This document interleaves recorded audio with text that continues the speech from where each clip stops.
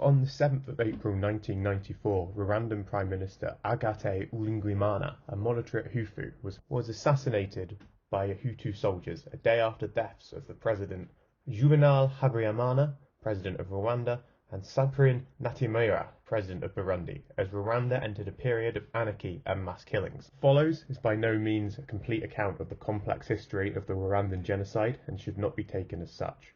Rwanda and Burundi were both assigned to Germany by the Berlin Conference of 1884.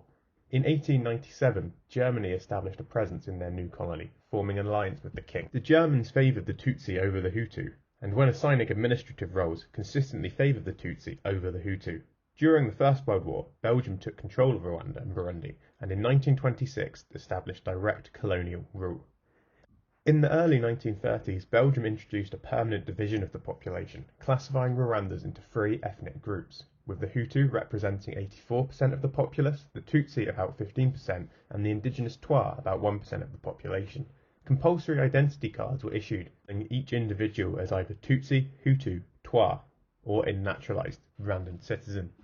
In 1957, the Hutu majority organised and issued a manifesto calling for Rwanda's power structure to change, to give them a voice that matched their numbers. In 1959, the Tutsi king Kagere, together with tens of thousands of Tutsis, fled into Uganda to escape inner ethnic violence. In 1962, Rwanda became independent, with Hutu Georges Kayibanda as president. Many Tutsis left the country, and in 1973, President Kayibanda was ousted in a military coup, led by Juvénal Habyarimana. In 1978, a new constitution was ratified, with Habyarimana elected president.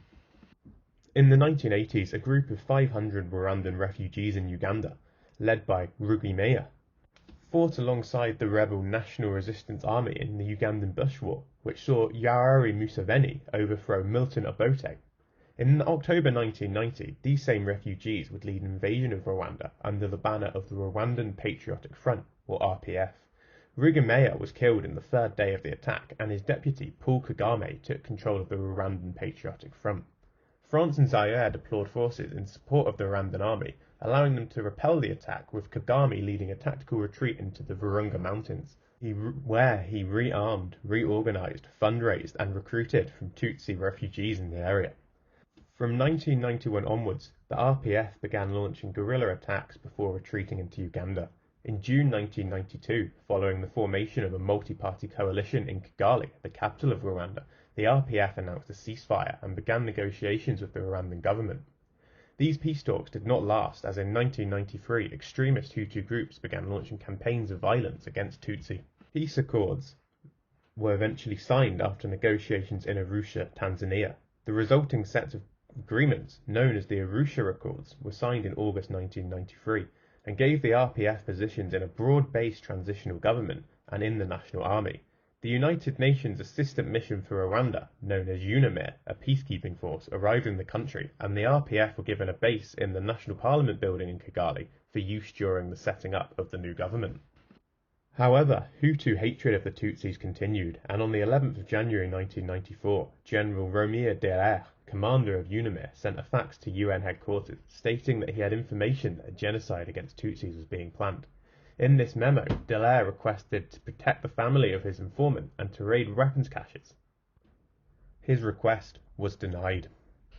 On April 6, 1994, the aeroplane carrying Rwandan President Juvénal Habyarimana and Cyprien Ntaryamira, the Hutu president of Burundi, was shot down as it prepared to land in Kigali, killing everybody on board.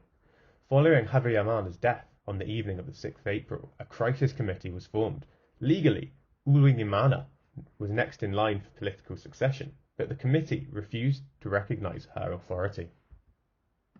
UNAMIR sent an escort of 10 Belgian soldiers to the Prime Minister, with the intention of transporting her to the Radio Rwanda offices to address the nation. This plan was cancelled because the Presidential Guard had taken over the radio station shortly after and would not permit her to speak live on air. Later in the morning, a number of soldiers and a crowd of civilians overwhelmed the Belgians grounding the Prime Minister, forcing them to surrender their weapons. The Prime Minister and her husband were killed. The 10 Belgian soldiers were taken to Kigali, where they were tortured and also killed. Genocidal killings began the following day. Soldiers, police and militia quickly executed key Tutsi and moderate Hutu military and political leaders. Checkpoints and barricades were erected to screen all holders of the national ID card of Rwanda, which contained ethnic classifications. This enabled government forces to systematically identify and kill Tutsi. Paul Kagame rapidly mobilized the RPF, seized control of the northern part of the country and captured Kigali about 100 days later in mid-July, bringing an end to the genocide. Using different methodologies, scholars suggest that 600,000 people were killed. The Rwandan Patriotic Force, however, claims that over 1 million were killed in the genocide, 94% of whom were Tutsi.